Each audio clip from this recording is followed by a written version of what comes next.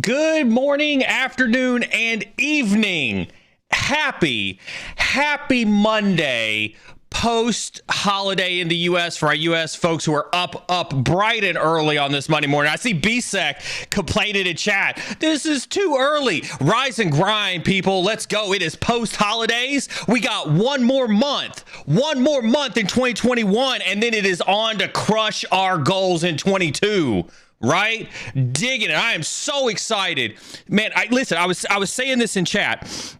I love the breaks. Everybody must take a break, right? The holidays are so crucial for everybody to take a break and recharge their batteries. But I kid you not, I absolutely love coming back from post-break streams for this hype that I have right now for sitting in chat, for sitting on stream, first thing Monday morning with you, beautiful people. Welcome to all of our new joiners as well as our regular visitors. My name, if you did not know that, is Neil Bridges, and thank you for joining me today. Real conversations with real people, and that is direct from one of our guests that we've had here in the past, and you can catch us here every Monday, Wednesday, and Friday, right here on the Cyber and Security channel. We really are here to have real conversations with real people about the state of cybersecurity, really elevate that conversation to a much broader audience.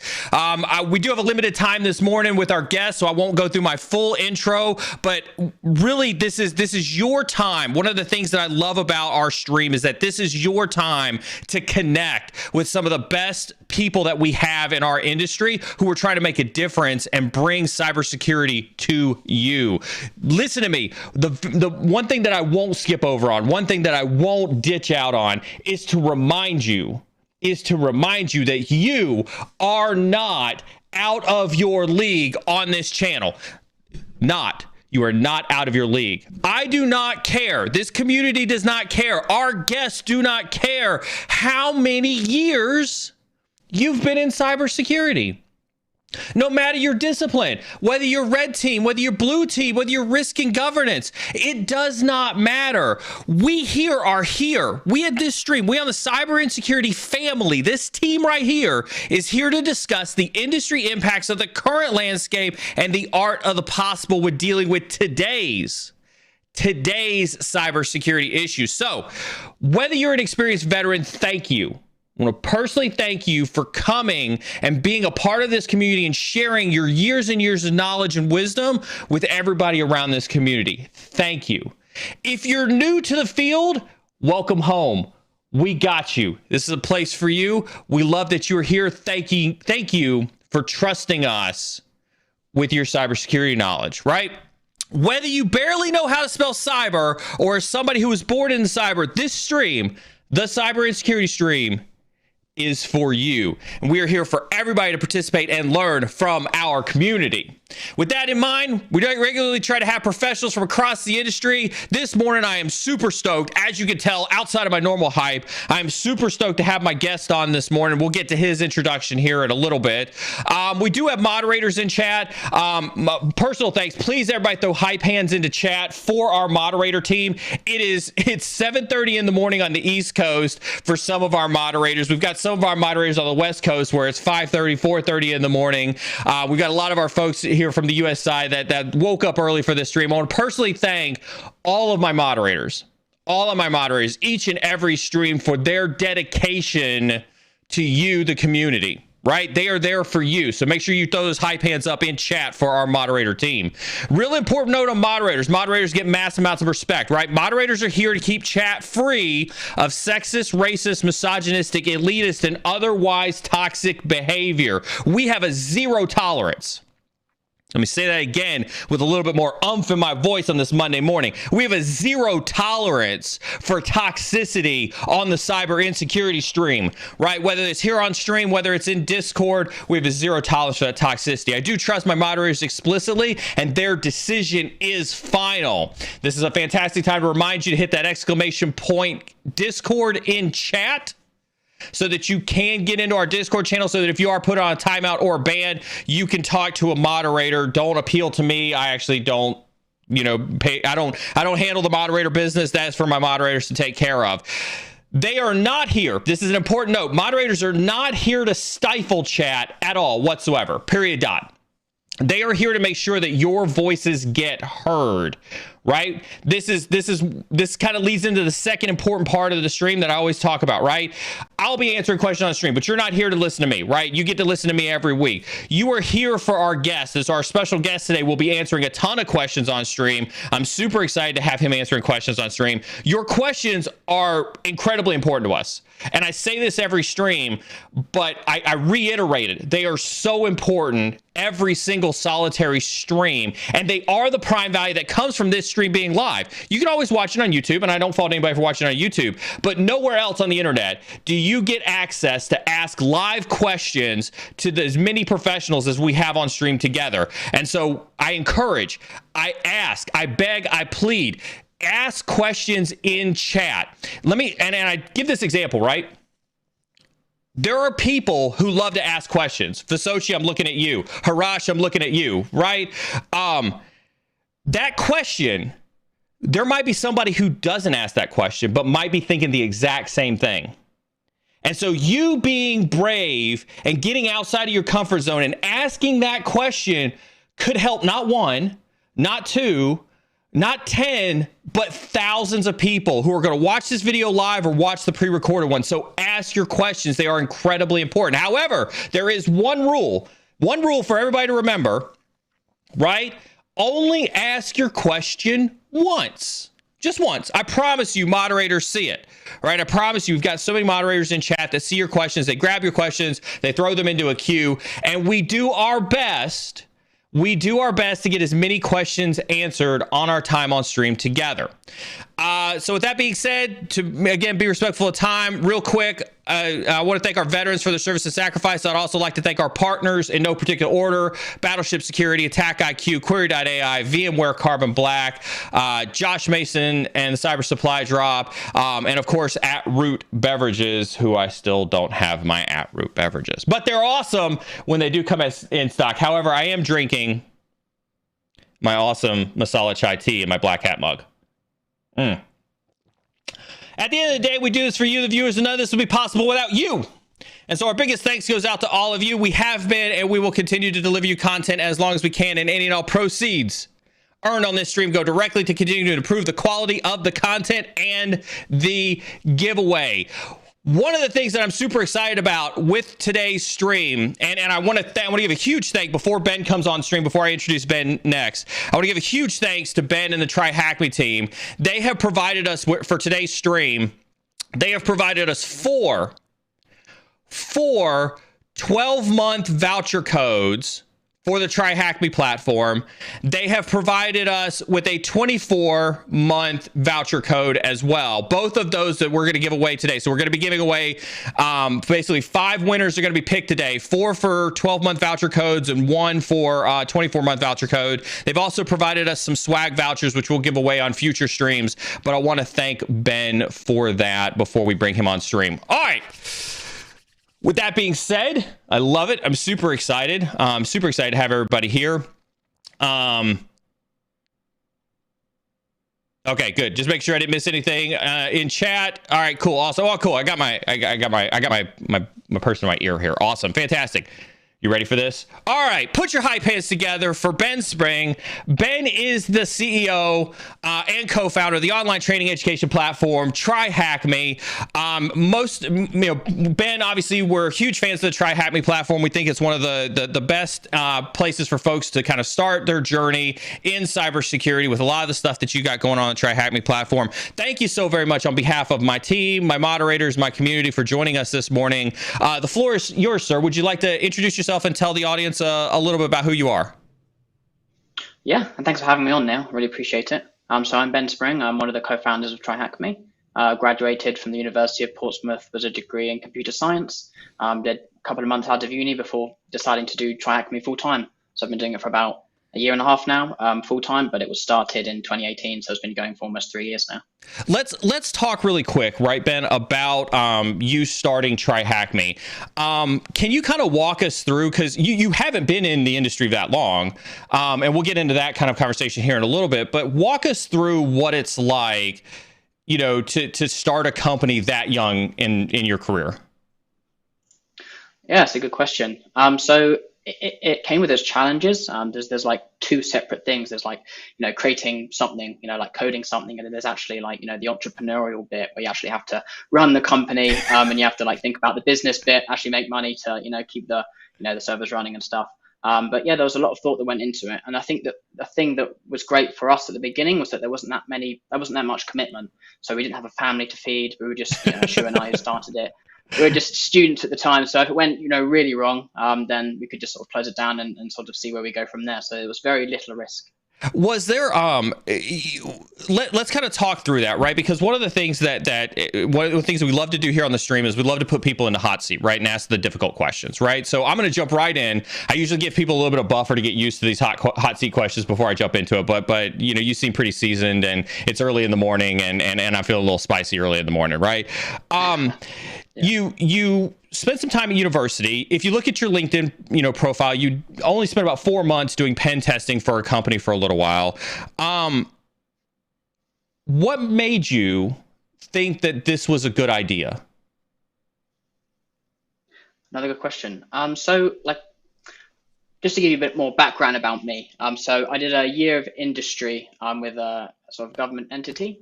Whilst at university, it was like a gap year as such. And I was part of the Cyber First, which is an NCSC and GCHQ backed initiative. So I had lots of insight into sort of the training and sort of, generally how things worked. But I think like being firsthand and being in like my summer internship, like seeing how difficult it was to get started, to get that hands-on experience as a student, where like security isn't as accessible as it is so much today, with courses costing thousands of dollars. That's why we decided to start TryHackMe. So at the end of the summer internship, Ashu and I threw all our notes onto TryHackMe. So it was everything we'd learned over the, 3 or 4 months. And then we just sort of, grew from then. So we had some really talented individuals from the community, maybe watching today, who've created rooms on the TryHackMe platform. So we've utilized, their fantastic knowledge and put it onto the TryHackMe platform. The majority of it is for free. And then as TryHackMe become more mature and, more people have signed up, we've like built an in-house content engineering team. And with everyone in that team has got like, many years of actually industry experience. So we rely on, our great team as well as the, really experienced members of the community to, create content and guide us from there. So I can completely understand your question. Someone who's, doesn't appear to have much, industry experience, how do they like build a security training platform that, is for hundreds of thousands of users? Well, it's, the answer to that is we have some amazing people inside the community and actually at the TryHackMe company. Are you worried?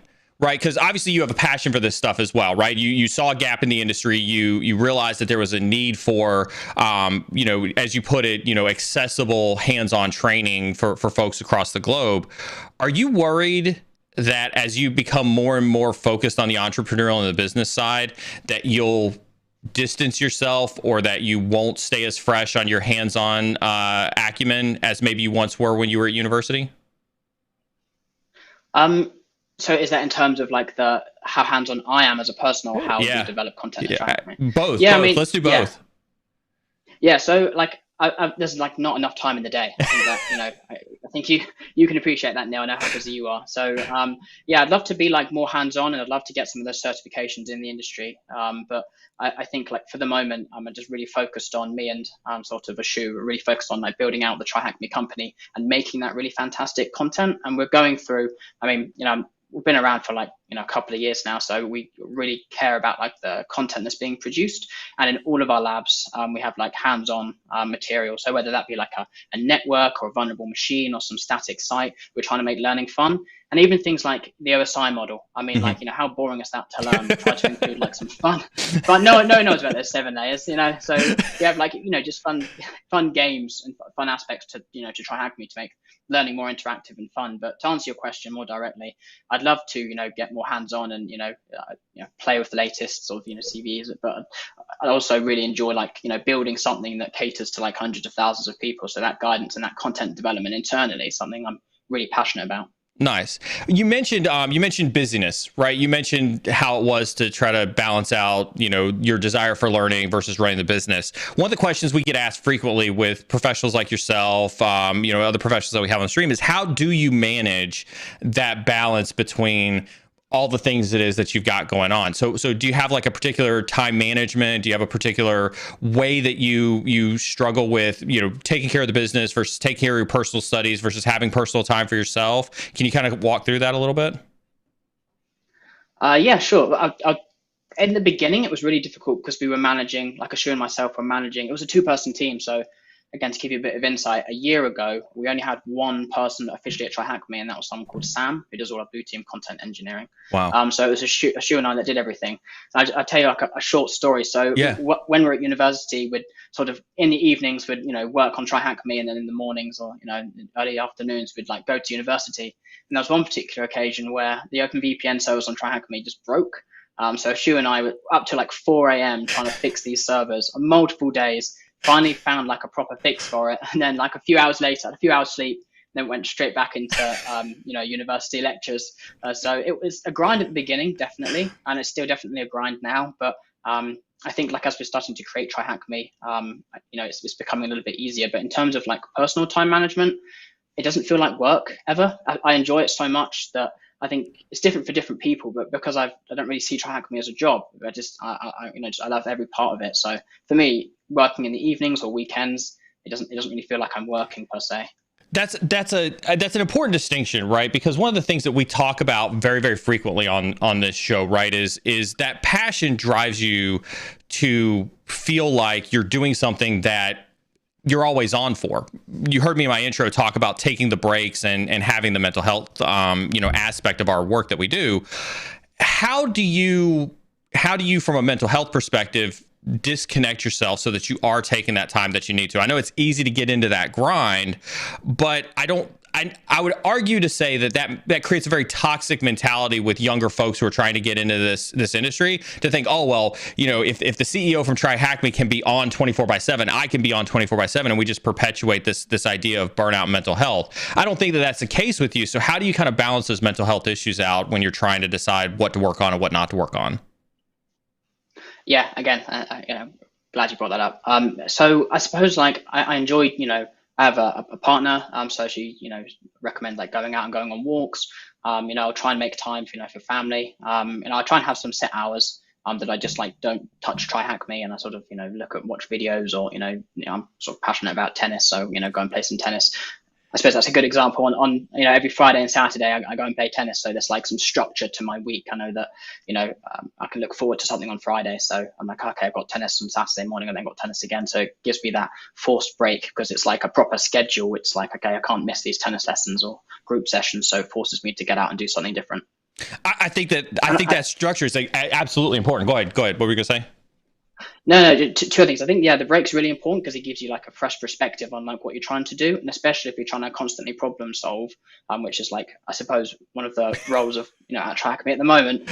Taking a step back and then coming back to it is really great, and that like what we try to do, like the one thing I quite like talking about is like the TryHackMe company and the community, because I think they are one, and TryHackMe wouldn't be anything or where it is today without the community. Yeah. And I don't think I've ever discussed like the TryHackMe company. So what we try to do is create this really great culture, where we have that where we do talk about these mental health, aspects of TryHackMe. So we have things like 10% time where you can take a break from what you're actually trying to do with in your day-to-day job.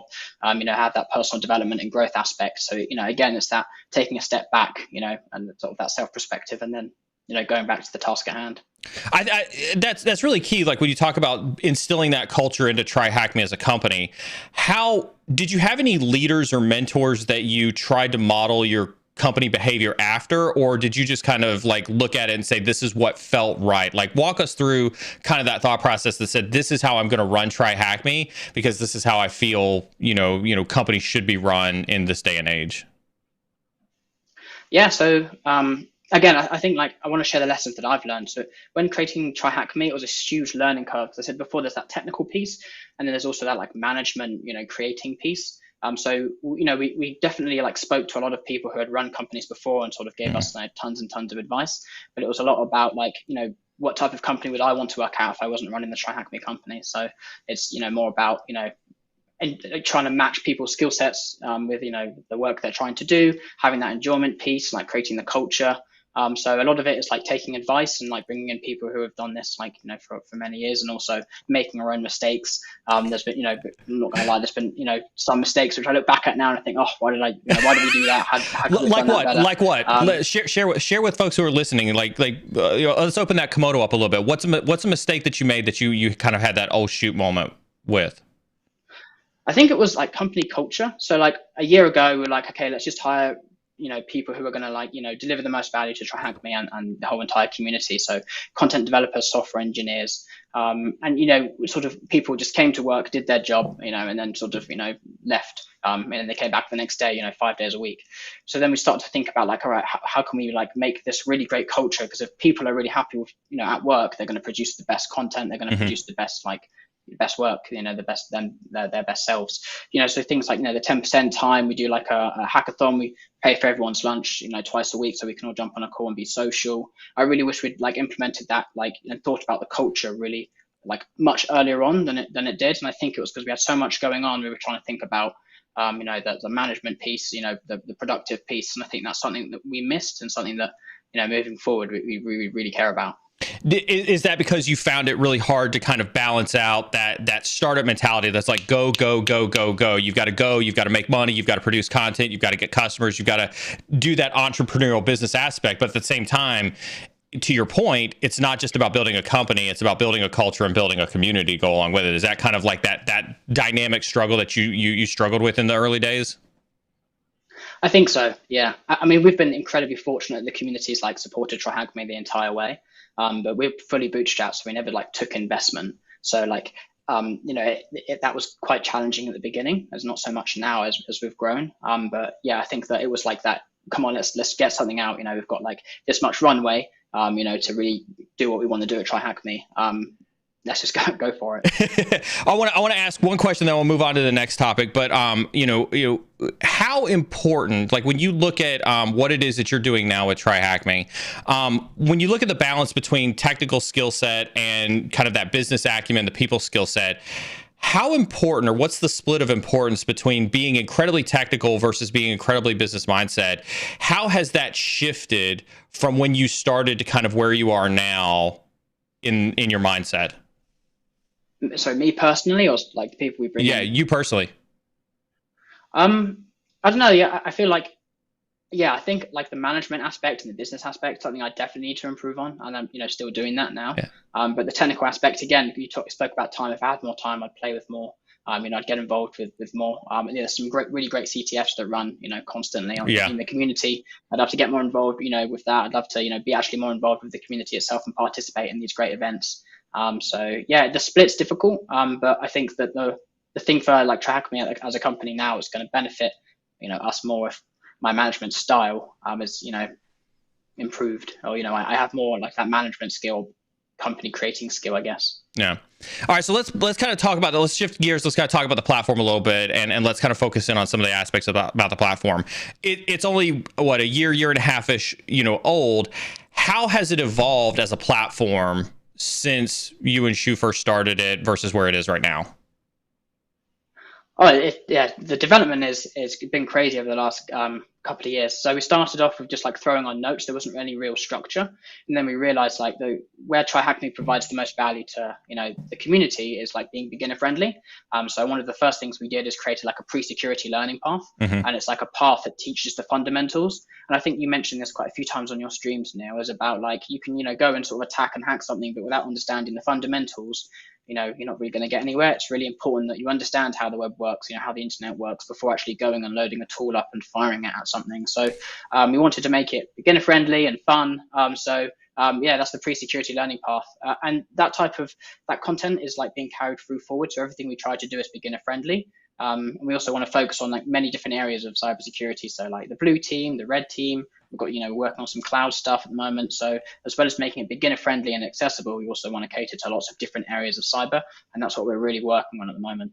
I think it's important that you harp on kind of that message around the pre-security path. You mentioned the OSI model, right? And how who learns the OSI model? It's so incredibly boring. Who actually learns that now? I tell a funny story because I actually did have a time where I brought in some interns when I was working at Fidelity, and they had just come out of what was then an information security, degree program. And I asked them, I said, do you know what the OSI model was? And they kind of glassed over and they were like, we just know that it exists, but we couldn't tell you what the 7 layers were to save our lives. And so I think that is a testament to what it is that you're trying to teach, which is that foundational set of knowledge, which is like, hey, look, it may not be sexy. It may not be the latest hack or the latest CVE to your point, but it is foundational to how we see the internet.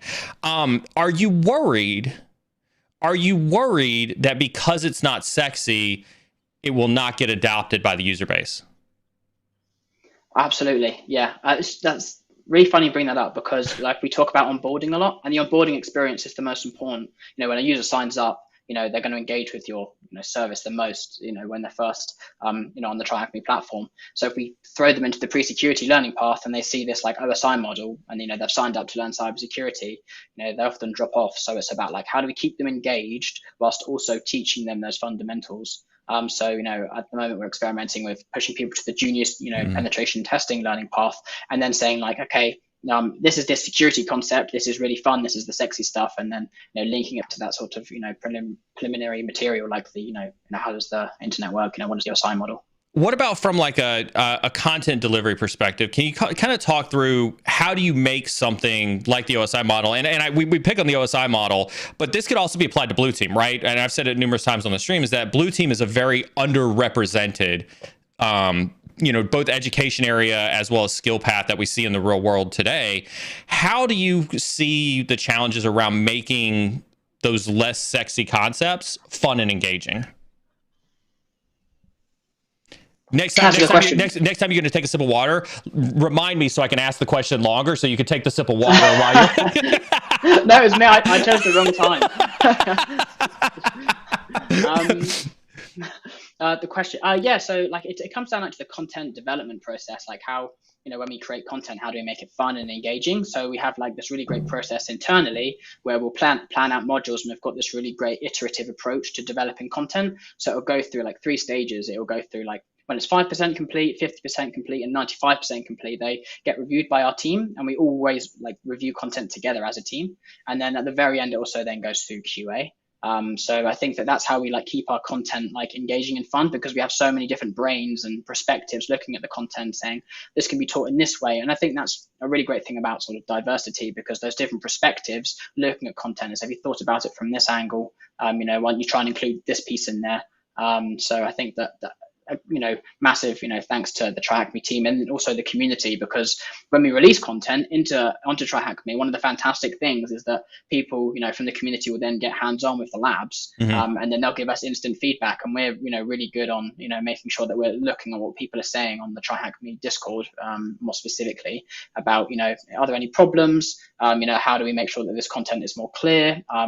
Sort of, can this be explained better? Can we redo this? And again, in terms of like the content development process we have, we can see like identify drop-offs on like when a user's gone through a TryHackMe room or a lab, and they answer questions, and if they're in like question 4 and 20% of people who've joined the room have dropped off at this point, we know that there's a problem. So is it, so many different things? Is it the way the content's been laid out? Is it that something we've explained isn't clear? Is the interactive material like too complex? Is it too easy? Is it not engaging enough? So there's like so many different ways we can identify how we can improve our content. But I think like the way we develop it from the very beginning is through like this content development process that I was talking about having everyone's perspective and developing it together as a team. I think you glossed over that a little bit. I want to kind of dive into that. You're basically talking about the metrics and the data analytics that go behind the usability behind all the content at TryHackMe, and using that to kind of feed your decisions about whether content is being received very well, whether it's challenging enough, whether it's engaging enough. You're using that and you're combining that with the social voice that you're hearing inside your Discord and inside the social media network, and you're using that to kind of drive your quality decisions when it comes to content? Yeah, absolutely. I think like, data-driven decisions is very buzzwordy, but, we do try to look at analytics behind it. It is, I think. It is buzzwordy. I laugh because you're 100% right. It is buzzwordy, but it is important. And I think that's why I want you to harp on that, is because people are seeing this is why in some circles, yes, buzzwordy, but this is why it's important. Oh yeah, yeah, absolutely. Because we can get real insight into like making the user experience as good as it can be. At the end of the day, and just to reiterify, like TryHackMe is like built for the community. I mean, we're sort of consumer focused. I mean, we've got like an enterprise offering, but we really are focused on building an amazing experience for the consumer. And by really understanding like how someone learns or how someone's going through a room, really allows us to make those improvements and updates that not only makes like learning better, but also like makes that journey and interactivity piece really fun. I think there's so many ways we measure engagement, like monthly active usage, daily active usage, how someone's using the platform. We have some really great coverage as to like how people are answering questions and how we can make improvements to better not just that individual but everyone. Let's talk about the community aspect of it, right? Because you kind of talk about managing the company and growing the company and some of the sleepless nights that you had troubleshooting technical issues like OpenVPN, and I could I empathize with you on that one so much from our own experiences, right? But let's talk about also managing the community. How hard is it to add an aspect as dynamic as a community into a business and be able to use that to your advantage? How has it been, difficult to manage in the past? How do you see, I mean, obviously you mentioned the value that the community brings to the TryHackMe platform, but what challenges has that posed to you as a business owner that you didn't anticipate? That's a good question. So the community, as I said, is the heart of TryHackMe. And when we first started, it was someone called John. So if anyone from the community is watching, Darkstar, like decided, hey guys, I think you should invest more time into like building this thing called your Discord server. And so we did. And by being able to sort of see again how people interact with the material, sign up. And use the platform, we can make some really great decisions at TryHackMe. And we've got an amazing moderation team. So we've got like a really great sort of culture within the Discord server. So everyone's really friendly and inviting. There's not much toxicity. So the moderators have done an absolutely fantastic job. But I think it's been like a huge advantage to us because like one of the things we learned very early on was like you're building a product for our users. So why don't you go and speak to those users? Mm-hmm. Understand like how they're using the platform, what's missing, what's wrong. So by being in the Discord, we can see exactly what people are saying about TryHackMe, like how to make improvements, what content is missing, are there any bugs. It's been like really key to TryHackMe's success because again we're building a product for the community, so we could take what they want and build a product that's actually going to be useful to them. And in terms of like the challenges it's posed, I mean, I'd be lying if I wasn't, if I didn't say that, we're sort of focusing somewhat on the business aspect of TryHackMe, like the enterprise offering. And at first we were really like hesitant to like ask someone, hey, do you want to like, have your team use TryHackMe? Mm-hmm. But we've been overwhelmed with the number of people who've actually emailed us and said, like, this has been, I'd love some enterprise offering. I'd love my whole team to be involved. You have something. So, now we've sort of invested some time into like building out this management dashboard where like team leads can assign, TryHackMe Mm-hmm. content. So that B to C to B model is working really well. So I don't think there's a disadvantage at all. I think that it's just made TryHackMe stronger and more, cooler. One of the things that I think that I know when I talk to folks about TryHackMe that really resonates with them is the fact that you let the community submit rooms. We've had several folks from the cyber and security community write rooms on your platform, and they've both been in, they love the process of being able to do that. They love the fact that it's up there. They love people completing their challenges and love seeing those challenges being completed on LinkedIn.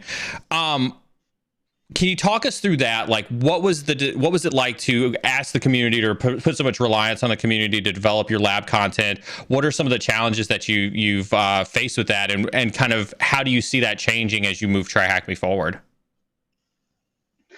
So yeah, I think the feature to like allow people to upload rooms just sort of made sense at the beginning of TryHackMe. We were making these rooms just to Shu and myself, and we had this option we just made available to everyone. And one day, it's actually Darkstar, I'm the head of the community at the moment, made a room called like Blue, showcases the Eternal Blue vulnerability. And that room got loads of traction. We were like, oh, this is really cool. Let's put more emphasis on the fact that people can create their own rooms. Because again, coming back to that expertise question at the very beginning, it's like we want to allow people who've got, who are really specialized in their field and also just want to create content for the general community to be able to have a platform where they can upload their own virtual machines, not have to have other people downloading it. It just sort of, starts on demand. And then share that with multiple people. And I'm going to go on a slight tangent. Go for it. Go for it. But back in 2008, when Shu and I were in our summer internship, I mean, we we spent every penny that we'd earned in our summer internship going to Black Hat and DEF CON. So we were really broke. So we literally spent every penny we had on flights and shared accommodation. And so yeah, and we even got like scholarships to the Black Hat. So we got a free Black Hat ticket. We also managed to get to DEF CON for free. So it was really great, but I was really lucky enough to be invited to one of the Black Hat training sessions. And there they were handing out at Black Hat, like, flash drives with people's, with all the files on. I was like, some Docker images. And we had to plug them in to our laptop and, run this and set up the environment, from flash drives. And I thought that was crazy. And that was my first sales pitch. I went up to the instructors. I've got this thing called TryHackMe. No one's going to need a flash drive. It will save you money. And it just sort of emphasizes, the fact that these on-demand labs that other people can create for free is really needed. And we've seen we work with universities, and they absolutely love being able to take their labs that they've used, at university that's on premise and upload them to TryHackMe. And I think especially during the pandemic, it's been really important for people to still learn at home remotely. And I think there's been a huge move from on-prem labs to cloud. So people, universities, trainers can still continue their work by uploading their labs to TryHackMe. And then to answer your question, the very last question you had was about the challenges it faces. I mean, because these machines cost TryHackMe money, it's you can upload a machine and you can sort of run them. You can, it's completely free. There's that monetary aspect of how much is this going to cost us, because every time a VM runs per hour, we get charged, and we just take the cost, and it's just sort of built into our business model. So I don't think that'll ever disappear, because I think it's so powerful. I think that, for people to create challenges is really great for TryHackMe and the community. And also, I just think it's a fantastic feature to TryHackMe from a university or training perspective. No, I think it is key. Like I said, I can't stress enough how I think that has been a very innovative part of what it is that you guys are doing at TryHackMe, is that community-driven labs. Real quick before I get on to my next segment, I want to remind Chad, if you're listening to me right now, we do have Ben, thank you, and the TryHackMe team immensely for providing the giveaways for this morning's stream. We're going to be giving away 4 12-month vouchers to TryHackMe and 1 24-month voucher to TryHackMe.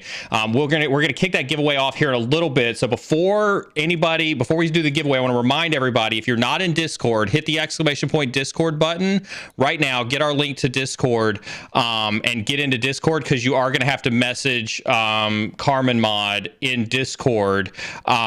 When I call your name as a winner, so that you can collect your voucher today right here on the spot for that. So Ben, I want to thank you for that one. One of the things that we're obviously at the latter end of November, we're coming into December. You're pretty well known for your Advent of Cyber. Thanks, James, for becoming a member. Thank you so much for that. I appreciate it. Welcome to the Narwhal Club. You're pretty well known for the Advent of Cyber stuff. Can you kind of talk about what the Advent of Cyber is, how you came up with that idea, and kind of what drives that? Yeah, so first and foremost, Advent of Cyber is a beginner-friendly event. So every day we release a new beginner-friendly cybersecurity task and challenge, that all have supporting walkthrough videos, and it allows you to anyone's watching you to this at the beginning, if you're trying to break into the industry or just genuinely upskill. These tasks are really fantastic, because you can get involved with different areas of security. We've got cloud hacking, we've got blue team, we've got web exploitation, network exploitation. There's some absolutely fantastic pieces of content that's coming out. So it allows you to get exposure and sort of generally introduce yourself into cybersecurity, as well as generally sort of upskill in other areas. So we've got 25 days of tasks, and I think we're super grateful to you, Neil, because I know that you're going to be doing one of the challenges, the challenge walkthroughs. So that should be really, really fun. I am looking forward to that. I appreciate you reaching out to me. I want to thank you. I'll take this time on stream to thank you for personally reaching out to me.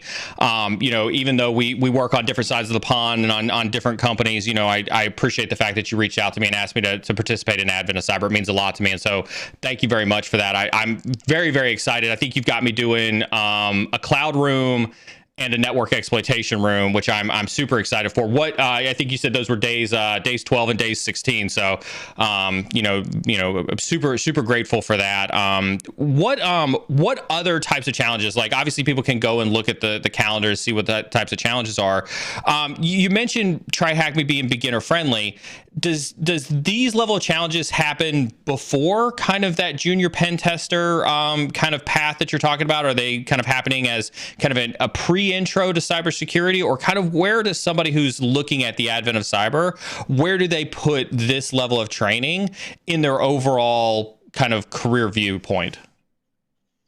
Yeah, it's a really good question, and something I'll probably update TryHackMe to address. But all of the challenges have been and tasks have been created with the idea that they've gone through the pre-security learning path. So those fundamentals have already been taught, but everything's really, again, with everything on TryHackMe, it's very has a handhold approach. So there'll be step-by-steps that we explaining the concepts, but we go so basic as is to what is XSS, and actually explain sort of the different types of XSS and why it occurs and why it's dangerous, and then you actually get to get hands-on with it. So they get progressively more difficult. So it starts off really easy at the very beginning with talking. I think it's an idle challenge, but again, it's very walkthrough based with videos. So you can definitely learn something very new, even if you haven't done the pre-security learning path. But we highly encourage that you do it, or you have those fundamentals, the fundamental knowledge anyway. And yeah, a lot of the tasks will actually say that if you're struggling, then here's another TryHackMe room. They'll explain it. So a lot of our content is linked to our other, all of our other content. So there's a more in-depth description of what you're being taught.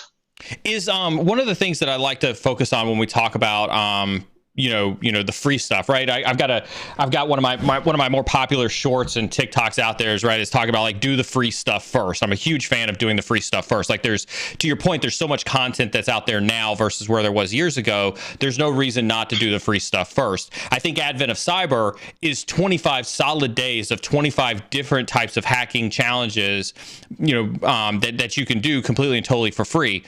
Somebody who may not be able to afford a TryHackMe subscription, somebody who may not be able to afford a certification, they're struggling with CEH, they're trying to scrounge together the money that they do need for that very first certification.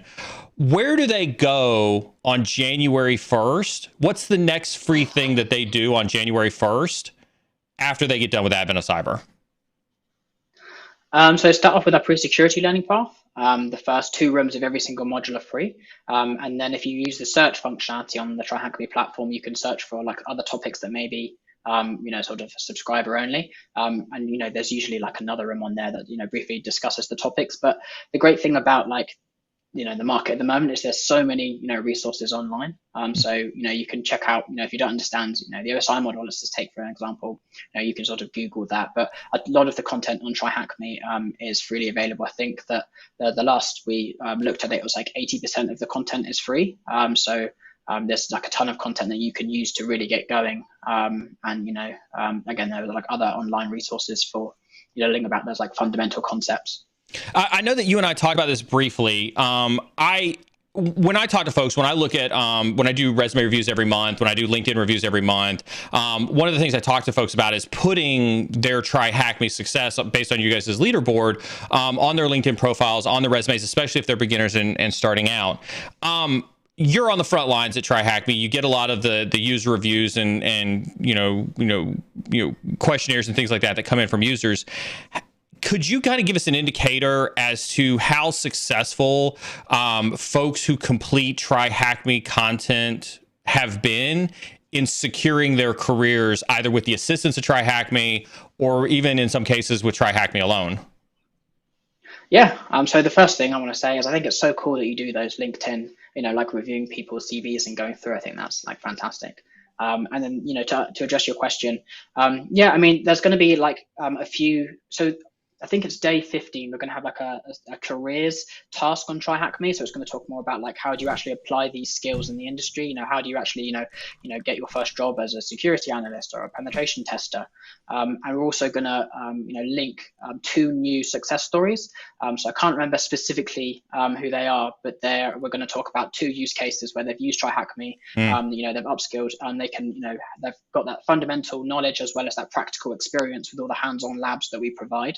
and have used that to get a job. We also have two existing success stories on the TryHackMe website that people can check out, where someone, and this is fantastic, this makes me so happy that TryHackMe exists, that a primary school teacher used TryHackMe to then get a job in cybersecurity. And then we have someone called Paul, who was a construction worker, who used TryHackMe and some other various resources to upskill, get that practical experience, that hands-on experience, and then apply that and use that to get his first job in cybersecurity. So there are some success stories that are showcased on the TryHackMe platform, but the great thing about TryHackMe is that you get that hands-on aspect, you get that fundamental knowledge. So all of that can then be applied to get your first interview and sort of showcase that you have like the knowledge of a junior security analyst or penetration tester. I think that's utterly key, because one of the things that I harp on the community, I'm looking at the community right now and I'm talking to you. I always talk about get your hands on the keyboard, put your hands on the technology, be able to put onto that resume that you have those hands-on skills, because I think that is what's going to be a differentiator. To your point, I appreciate you giving me the plug for the resume reviews and the LinkedIn's, but that is what I look at when I'm hiring pen testers or blue teamers or literally anybody else that I hire for is, I could care less about the cert and I care way more about the hands-on there. I think we're about to start the raffle. I think I had a mod in my ear tell me that they needed to push a question to you real quick regarding something. Yep, this is it from Rami. Can I enter this giveaway because I already have a voucher ending on April 22? So I guess they're looking to see if one of the voucher codes that you've given us will extend somebody's current subscription that they've got ending on April 22. So it doesn't extend, but the vouchers don't have an expiry date on them, so you just keep that safe. And then when your subscription does expire, and then you can just put your voucher code in, and it will give you that time. So definitely you can, unless there's restrictions on your side, Neil. It's no a problem. No. Any other restrictions from like a country perspective? And the only reason I ask that is because we had a mod. I'm looking at you. Not tell me that we had restrictions on Sec Plus vouchers before. So any other restrictions that you want to talk about for this giveaway, or is this open to anybody who hears my voice right now on the live stream, can enter this giveaway?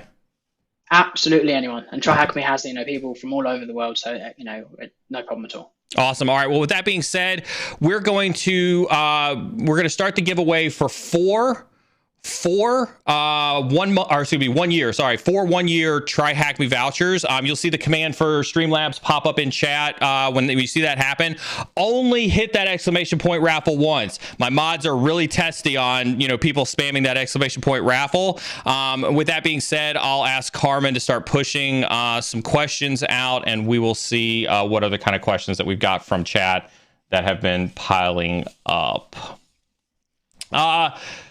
Don't know how to, Yao, I think is how to pronounce that. As TryHackMe grows, how to deal with duplicated, deprecated content? Yeah, there's something ironically that we've been speaking about that more and more internally, is that as we start creating content, it overlaps with other content on the TryHackMe platform. So the way we categorize content through learning paths and modules is one way that we can sort of point people to the right direction, to the most up-to-date content. And again, what I'm going to come back to is our content development piece. So we have, all our, as I say, that data-driven approach that, we go and 5 weeks after content has been pushed out, we go back and actually review it to see like how people have answered it. And after, I think it's like every 3 or 4 months, we go back and look at like the learning path or the content as a whole.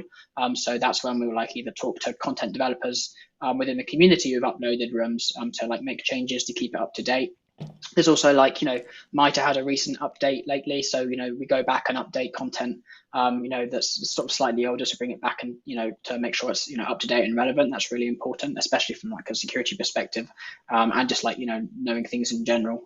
So, one of our content engineers picked that up, and again, the community's been really great because they often report stuff to us like that. So it's, hey, this is out of date, and then we're like, okay, cool, let's go and get this fixed up to date, or this lab's broken because this is new, or so again, community as well as our own self review helps us fix duplications and out of date content. And I'm sure I know the answer to this, but I always like asking it. Are you ever worried about running out of content? Do you know? I don't think so, because there's so much to make. Security is just mammoth. So not definitely not anytime soon, because we don't have content for all aspects of cyber. Yeah, yeah. Good question. Yeah. I always ask that knowing the answer, but I'm with you. Like I feel like there's content for days. Like I feel like I could stream 12 hours, 24 hours a day and never run out of content in this industry. Chris Frazier comes through and says, have you ever decided not to do a room due to the damage it would cause out in the real world for a new CVE? Yeah. So one of community members, what was it called? There was someone got their hands on. I can't remember the name of it, but yeah, we decided to delay it by a couple of weeks until people had some time to patch the the vulnerability in the wild. And again, that was our community manager who brought it to us and said that this room's about to go out.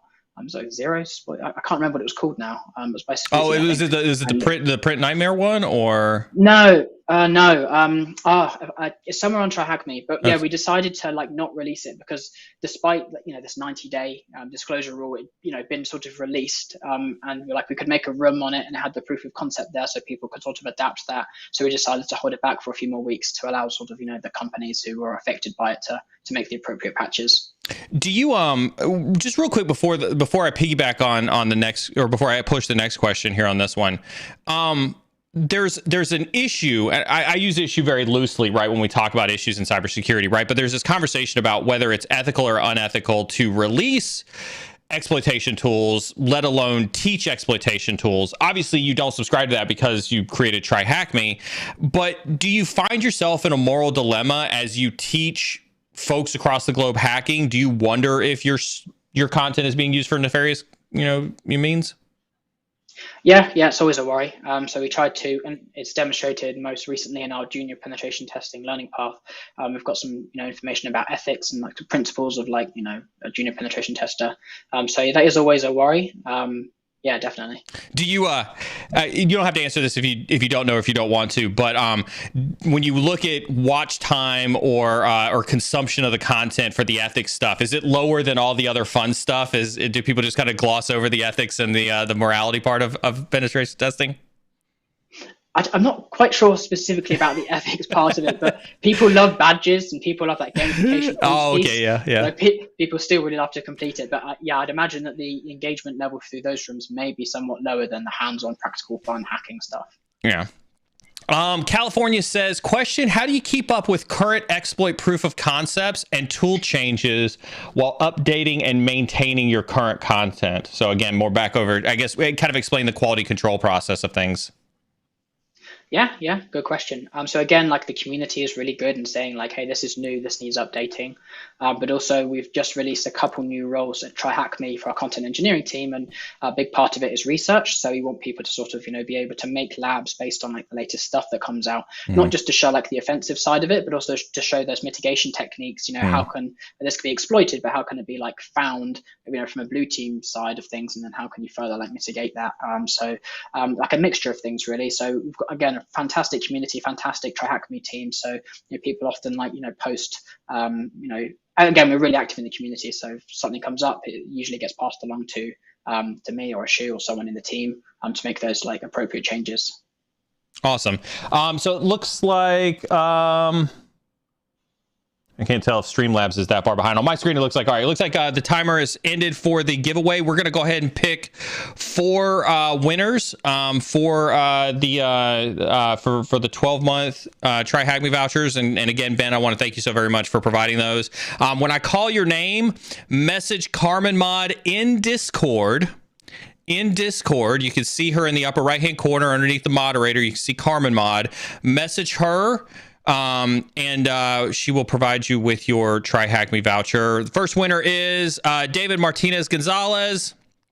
Next winner is Bejoy Sonori, Lars Ingwist, and RX-100. Don't anybody go anywhere. If you've been part of the stream before, you know that we oftentimes have to re-roll because people don't claim their vouchers.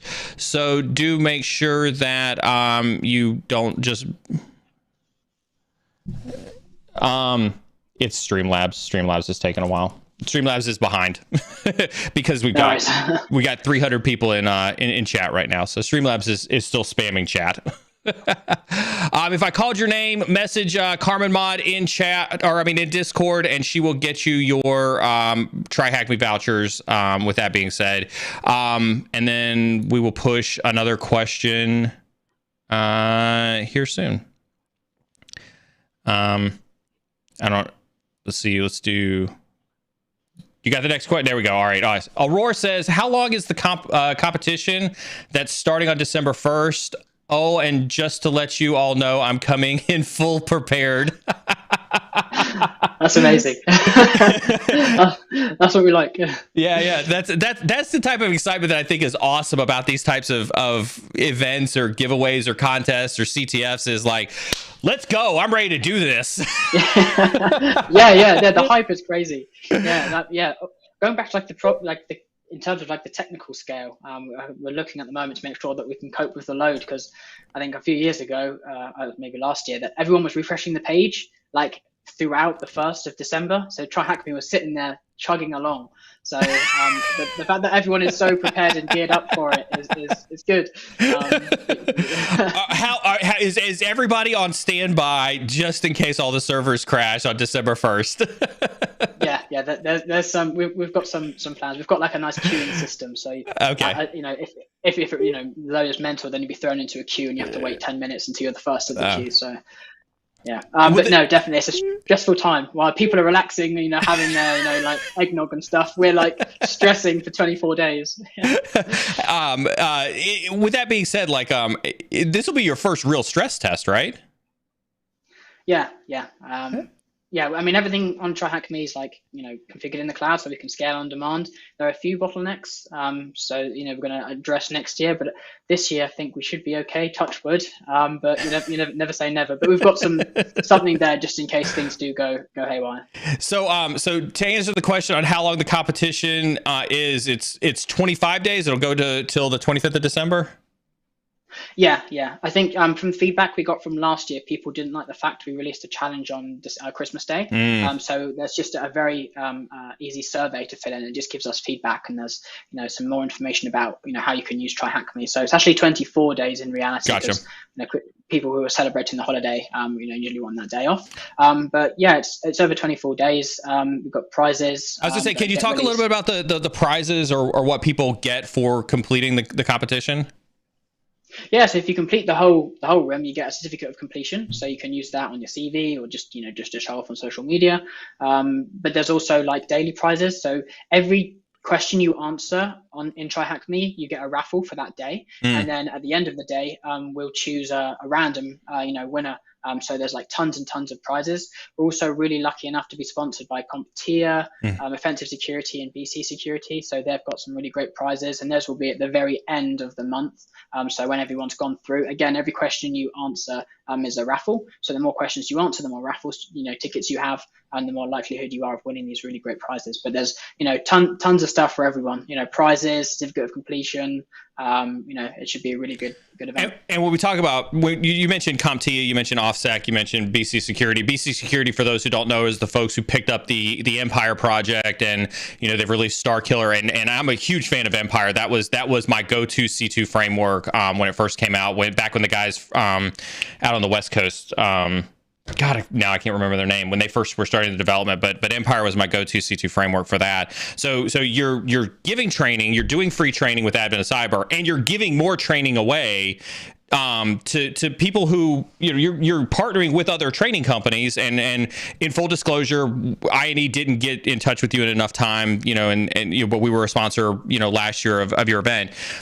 But I think that's an important distinction to make, is that like this isn't a competition about who makes money or who gets the most users. This is about the betterment of the cybersecurity community. Would you agree with that?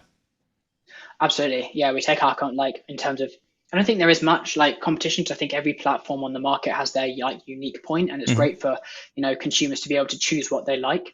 So we tried to make it like as inclusive and as fun as possible. Like this is really about the community rather than the business or making money, as you said. So got some really great sponsors this year. So we're really excited and really grateful to everyone who's giving prizes away. I think that's utterly. I think that's amazing. I don't want to get on too big of a soapbox with this one, right? But I do think that we have a tendency to lose sight of the value that we can all provide to the community as a whole that transcends any of our business requirements, any of our business needs, or anything like that. And I just want to applaud you and the TryHackMe team for recognizing your role as a leader in the community and being able to provide that value of training. So thank you very much for that. Oh, appreciate that. Thank you very much. I was waiting on Carmen to push the next. There we go. I'm going to take a reminder to, if you are a winner, message Carmen Mod in Discord to get your TryHackMe vouchers. Apparently, it's taking a little long for people to get to. Viter says, I'm planning to start cyber awareness related stuff like news and stuff, but I'm worried that bad people might use it for doing more bad. Do you face the same self-doubt, and how do you overcome? I think this gets back to the ethics and the morals when it comes to producing a lot of the content that you do. Can you kind of talk through kind of what that's like for TryHackMe, or even for you personally? Yeah, I mean, with a name like TryHackMe, we have a lot of unwanted attention. So yeah, I think that like security awareness, I'll address it in two pieces. We have some like security awareness training just so that people can, sort of be aware of like not what to do and know what to do, like the very basics of, hey, this is, phishing, so we've got some of that training coming out, which is going to be really great. But it goes back to the ethics question. All of the content we produce, we know that can be sort of, used in a malicious manner. So it's about like making sure that they're taught and, links back to that ethics question that this is going to be used for good. I had a hard question on my Tea with a Hacker the other morning. I'll pose it to you if that individual is listening, right now. I don't know if it pertained to this individual or not, or if it's just a general question, but there was a question about, obviously in the US, Iran is on, the sanctions list, and they were a beginner, cybersecurity student wanting to consume content, but obviously that being in Iran makes it very, very difficult. How do you as a business owner contend with with those geopolitical issues that come with a fundamental community-driven desire to be inclusive and to help everybody be successful, regardless of their financial status, where they're at in the world, versus, back to that ethical question, which is, that there are people out there who may be potentially using your training for, nation state activities or on sanction list or things like that. Does that cross your mind? How does that contend with you? Pass. I get it. I know. Trust me. I had a hard time answering this question when it was posed to me as well, because it's a hard question. It's not an easy question to answer. Yeah, definitely. And obviously there's a certain level of responsibility TryHackMe has of, producing this type of training content that can be used in this malicious way. And again, I'm going to take the cow's way out and just link back to that ethics piece. I don't want to make any assumptions, but I think it all comes back down to ethics. I mean, it's the way it's really hard to gatekeep, how people are going to utilize that knowledge. And I think that's that, Spider-Man quote, great, with knowledge comes great responsibility, great power. I think that again comes back to the ethics piece. It's really difficult to control that, that knowledge that you're teaching the community. Yeah, I agree, and that's probably the safest answer. Like I said, I didn't have a great answer for it either, so don't feel bad on the pass on that one. I did too. Hack Stuff says, after doing Advent of Cyber this year, is there any point in investing time on previous Advent of Cyber rooms? Yeah, absolutely. I think there definitely is, because we've tried to make this year somewhat different to last year's event. So, for example, this year we're doing, and you have to excuse me if I'm wrong, but it's privilege escalation on Linux, where last year we did privilege escalation on Windows. So there's some really great little gems that you can get from last year's event. And again, with every Advent of Cyber event, they're going to be free and available, forever. So, you can go back and do Advent of Cyber 1, 2, and 3, and you'll pick up some really great stuff because they're somewhat different. There are some similarities, but you'll find that you'll get some really great stuff out of the other rooms. Is when we look at previous years of Advents of Cyber, do you see yourself at some point in time maybe purging out or deprecating out the duplicate content and almost making like a best of Advent of Cyber type of place where you've got all the unique Advent of Cyber rooms from previous years, or is it really you want to keep the essence of Advent of Cyber the same, as if you were going back and reliving it from 1 or 2 years ago? Yeah, it's difficult because, to be fully honest, Ashu and me built all of the challenges 2 years ago, and we built a lot of them last year on our own. So we were up to like midnight making the challenges and releasing them on the day, one day before it was going to be released. So we'd be making day 2 and day 1, and then the morning of day 2. So the quality isn't as good as it is now. So we've got this great content development process, and it goes through QA. We've got really great individual in charge of the QA stuff. So I think that as much as I think that would be fantastic, I think you could see quite clearly like the low quality content, or the way that content has been articulated versus how it is now. But yeah, I think we can link them all together with here are the last 2 years. But I think that we're really keen about keeping things as high quality as possible. Yeah. Let's do this one. Bumblebee says, where can we practice real-time pen testing after going through the TryHackMe content? Do you want to take that one? I think my only response to that one would be like bug bounty programs, the one that legally say like this is our scope. So you could apply some of the things that you learn on TryHackMe, like some of the web modules, or I know we've got a few things on mobile. You could try and apply that to some bug bounty. But in terms of like legally practicing your penetration testing, I'll hand that over to you, Neil, and quite keen to hear your answer. Yeah, I mean, I think I don't think that there's a beginning or an end or an either or, right? I'm a fan of working in things in parallel, right? I think that there's no barrier to entry to your point about bug bounties, to go into HackerOne or BugCrowd, even Synac or Cobalt.io, and signing up right now with a profile, and even just getting exposed to the process of bug bounties and seeing the companies that are there, seeing what are the rules that surround bug bounties, and even at least having that authorized access to the bug bounty platforms to legally pen test those entities because you are participating in the bug bounty type of program. There's nothing that stops you from doing that today. I think if anything, what I would say is that you use the TryHackMe content, that when you hit a wall, like you want to try cross-site scripting on the website, but you don't know cross-site scripting, head over to TryHackMe, do a TryHackMe room on cross-site scripting, learn about cross-site scripting, and then go take what it is that you learn and go apply that to the bug bounty platform. And this is, Ben, love your take on this as well. But I think the biggest problem that people have is they're like, I'm not a successful pen tester if I don't find a vulnerability.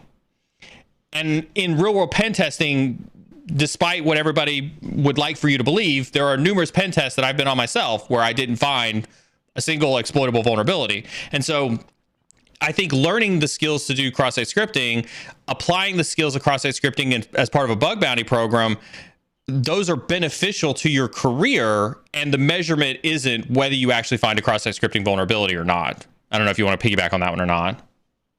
No, absolutely. And I think it was someone said that in the community the other day on Twitter, it's like LilySec or something, said that you've got to remind yourself that not finding something is actually good. So yeah, absolutely. Absolutely. Question for the guest. I'm a technical project manager and I want to gain hands-on technical cybersecurity experience. Is TryHackMe a right place for me? I'm going to be biased, so I'll let you handle that question. What do you think? I'm going to say yeah. Yeah. I 100% think so. Like my thing has always been, right, is if you have technical in your name, you need to be hands-on. If you're a project manager, I think it's important for you to understand technology. Now, we're talking about TryHackMe in the sense of the pen testing side. When we go to the blue teaming type of content, I think, there's lots of blue teaming, lab platforms out there where you can get hands-on with Elastic or hands-on with Splunk or hands-on with Carbon Black or SentinelOne or things like that. And so I think if you're a project manager, knowing the technologies involved are important. Specifically to TryHackMe, what I would say to Ben is if TryHackMe is teaching the fundamentals of pen testing, how to think like a pen tester, how to think like a hacker, how to look for exploits, how to identify those exploits, how to exploit them, and you're working in a technical project management field, working towards protecting an enterprise and an organization, I think that that's all knowledge that is incredibly beneficial. I don't think there's any bias there whatsoever. And again, I would still say that because TryHackMe offers a ton of free content, it is easy for folks to go and play with, for lack of a better word, Ben, with little to no financial commitment, right? And I think that gets back to making it inclusive for the industry, is that you can go in, you can do it. Yeah, exactly. And that knowledge is, can be carried over into sort of other aspects and other roles. So yeah, I mean, as Neil, you really well articulated, a lot of the content on TryHackMe is free, and sort of going into these like junior penetration testing learning paths, the cyber defense learning path, some really great things to carry not only in your own job, but if you wanted to, like switch careers and go back and say, the two success stories is, the construction worker to someone who's now in the security industry, as well as someone who is a primary school teacher. I mean, if they've used TryHackMe to sort of gain that knowledge. So if it's at that level of a sort of primary school teacher, then it just shows that it's really accessible and sort of anyone can really use the skills that they learn on TryHackMe to apply to their own their own job role, or if they're switching careers. Yeah, I think, just real quickly, I looked at the time. The giveaway is taking a little bit longer than usual. Ben, I want to make sure I want to be super respectful of your time. Are you okay if we continue to go over a little bit and continue to answer questions from the community? Yeah, it's fine. Oh, okay. Real quick, I want to take a second to remind our audience, Ben did answer the question that if you have an existing TryHackMe subscription, you can still win the voucher code. You can still hold on to the voucher code. And then when your existing TryHackMe subscription ends, you can use this voucher code to extend your TryHackMe subscription past that. So that was a question that apparently has been asked a couple times. So I just want to remind our audiences of that. It looks like we did get all the winners from the 4 one-year TryHackMe giveaway. So congratulations to our winners on that one. I did get that confirmation from our mod. We're going to go ahead and run. Now, this is the big one. And again, massive thanks to Ben and the TryHackMe team. We're going to give away a 24-month. So this is a 2-year one. We're going to pick one winner for a 2-year TryHackMe voucher. Massive giveaway. I tried to convince Ben to give me a lifetime voucher. We'll work on him for next year for a lifetime voucher. I got you, fam. But this one's going to be for a 24-month TryHackMe voucher. Good luck to the winner for that one. And we will move on to the next question. Does Ben have a favorite path or room? What is your favorite path or room? I can't say that. I think they're all fantastic. Don't do that. Don't do that. Be honest with the community. I particularly like we just released a network security module, and I really like how, again, the content, the way it's laid out. I think that it's quite innovative in the interactive aspects, because you have to sort of bypass a firewall to get a flag. So it's really creative in the way we're teaching these network security techniques, whether through Nmap or sort of other networking tools. So I think that the network security one's really interesting and definitely one to check out. But I think they're all got their own little gems in, and I think they're all absolutely fantastic. So I don't have a favorite one. I suppose this one is just it's quite cool in the way it teaches its content. I would agree with that. Like I tell people frequently, like I'm terrible at the web app stuff. The web app is my least favorite stuff to do. Networking, I think, is I'm a huge networking pen testing fan. So hit me right in the feels for that one. This is an important one. I think this is a good question too. Hack Stuff wants to know: can a beginner win anything in this event? I think this is imposter syndrome. I think that, and I would encourage anybody who feels like this to hit exclamation point imposter in chat and watch my imposter syndrome videos. Right. Do you want to address this and maybe just kind of a broader conversation about imposter syndrome and why we have it in this industry? Yeah, I mean, one of the things is, cybersecurity can often feel quite daunting. It can be quite technical. So I think anyone can, get involved and learn cybersecurity. It's just making sure that, confident that in yourself, that can be quite difficult to do. So, go on TryHackMe. We go really, really, really low down. As I said, the pre-security learning path is meant to cater to someone who's like a complete beginner. And people often think that they know less than they do. So, you might think, you can sit there and say, this is really difficult. I can't do this, or I can't get a job in cybersecurity. I'm not good enough. And I think that's absolutely not the case. Usually, people do have that knowledge, and they, it's sort of mentally, challenging to just to sit there and be like, I'm not good enough, when actually you really are. And I'd say, you can see that through your progress on TryHackMe and sort of lots of other platforms, just to go back and sort of have a look at, how you've progressed, what rooms you've completed, what knowledge you do actually have, and, just take a step back. But in terms of for the TryHackMe advent of cyber, a beginner can absolutely win anything. So again, it's really beginner friendly, and every single task has a supporting video walkthrough. So even if you really are stuck, you just need that little hint. You can go back and watch the video and see exactly like how they've solved the challenge, and you can answer it based on that. So there's absolutely no reason why you can't, achieve these tasks as a complete beginner. And keep me honest on this one, right? When I see a question like this, advent of cyber isn't about whether you're a beginner or advanced. To your point, you've got video walkthroughs, you've got text-based walkthroughs. All you have to do is follow the walkthrough, answer the question, and you're submitted for a giveaway, right? Exactly. So it doesn't matter what your skill level is whatsoever. You have the exact same chance as me or you or anybody else who's in the platform, correct? Yeah, 100%. Yeah. So yes, absolutely. I'm glad we talked through that, because I think that is critically important. Back to the career one, and I remember in one of the, if you go back and look at a lot of the very first resume review stuff that I did last year, I was very, very adamant about folks about putting their TryHackMe percentages onto their LinkedIn profiles. I encourage anybody to go back and watch my resume 1 and resume 2 videos that I did last year on this, because I was very, very adamant about using this to control your brand and put that brand image out there. The question from John, and I think is more direct to that point, I see a lot of individuals list their rankings on TryHackMe in their LinkedIn headlines. Do recruiters readily recognize what that is, or am I better off listing other information in that space? Kind of, again, back to you being on the front lines, how are you seeing that adoption? Yeah, it's a really good question. So we were thinking about removing, I think, a lot of people seem to say like top 3% of TryHackMe, but because a lot of the content is walkthrough based, a lot of people can achieve that ranking by sort of, this really guided aspect of learning.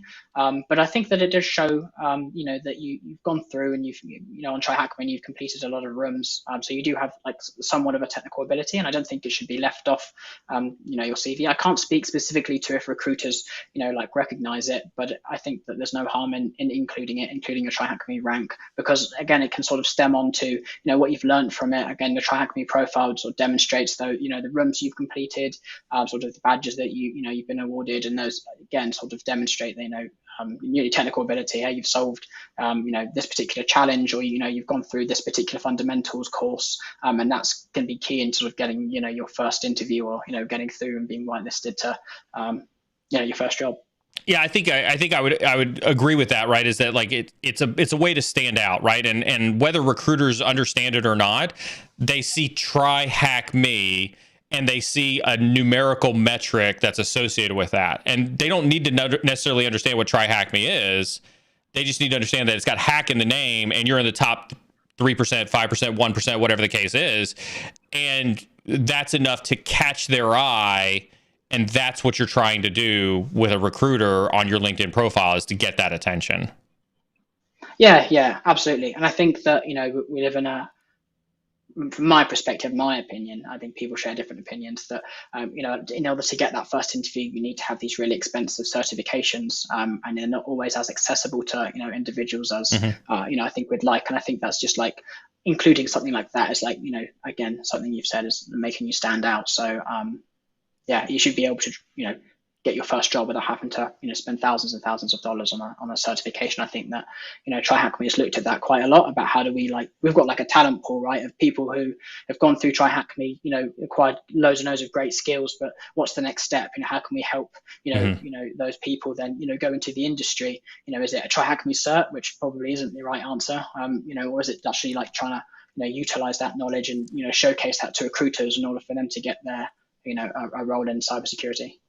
So I've got an interesting one for you, Ben. This one comes from Bumblebee. It says, question for Ben: any CTFs on TryHackMe for women in cybersecurity? So I know the Diana initiative is something that we've sponsored, and they have a room on TryHackMe, but I don't think it's targeted towards any particular gender. So I definitely go and check out maybe some of their rooms, because they've got some really good Docker exploitation challenges. But there's an absolutely a plethora of challenges on the TryHackMe platform. If you just use the search functionality, search for a topic you're interested in, I'm sure you'll find something that you like. And I think I'm glad that you are partnering with the Diana Initiative. I think that is a fantastic initiative that's out there. I'm glad to see that they are participating in a lot of those, in contributing to the community as well. So that is pretty awesome to see. Faraj says, will we have more blue, purple, and red team content in the future? And I obviously with Hack in the name, you're going to have tons of red team content. But what about blue and purple? How do you see blue and purple team content kind of rolling into the TryHackMe ecosystem? Yeah, thank you for asking this question, because it allows me to talk about some of the upcoming content we have. So yeah, we have a red teaming learning path coming out. We also have plans. We're working on actively at the moment a SOC level 1 like learning path, and we're hoping to build out SOC level 2 and 3, as well as like going more into depth into like incident response and like malware analysis. So we'll have some like proper blue team and red team content built out. In terms of the purple team, there's not so much on the roadmap, but what we do try to do in all of our content is have like the red and blue aspect. So we've got some really cool cloud hacking labs that we're working on at the moment, and it talks about this is the offensive aspect of it, and then this is also the defensive aspect. So there's like that red and blue incorporated into a lot of the modules already.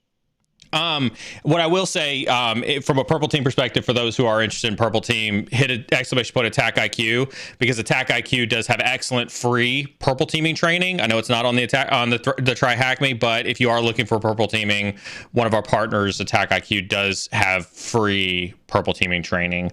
But I think to your point, Ben, if you expand upon the blue team content, and if you expand upon the red team content, I think purple team will just naturally come in your, in the learner base, understanding both blue and red concepts as they go to see those things move together. Yeah, exactly. And it comes back to a question, you said earlier, is there any lack of content? Are you worried you're going to run out? And there's just so much to really focus on and develop content for. I don't think it's something we'll approach in the future, but SOC level 1, 2, and 3, as well as cloud and red teaming is the paths that we're focusing on more specifically at the moment. Okay. We are going to go ahead and pull out our winner for the 24-month TryHackMe voucher right now. I want to say good luck to all of our entries for that one. Remember, if your name is called, immediately message Carmen Mod in Discord, and she will be able to give you your voucher code for that one. Philippe Brom, if you hear my name, or if you hear my voice, if you hear your name with my voice, Philippe Brom, make sure you message Carmen Mod in Discord to claim your voucher. Interesting one from Aurora. Will TryHackMe do more with Hack the Box in the future? I don't know. I don't know what the future holds, but they're probably not. I'm not quite sure. I think we've both got really good different visions as to building security learning content. So I'd probably say, well, you never know what the future holds, but nothing at the foreseeable future. Yeah. How about this one? DJ says, will TryHackMe ever do content around GRC?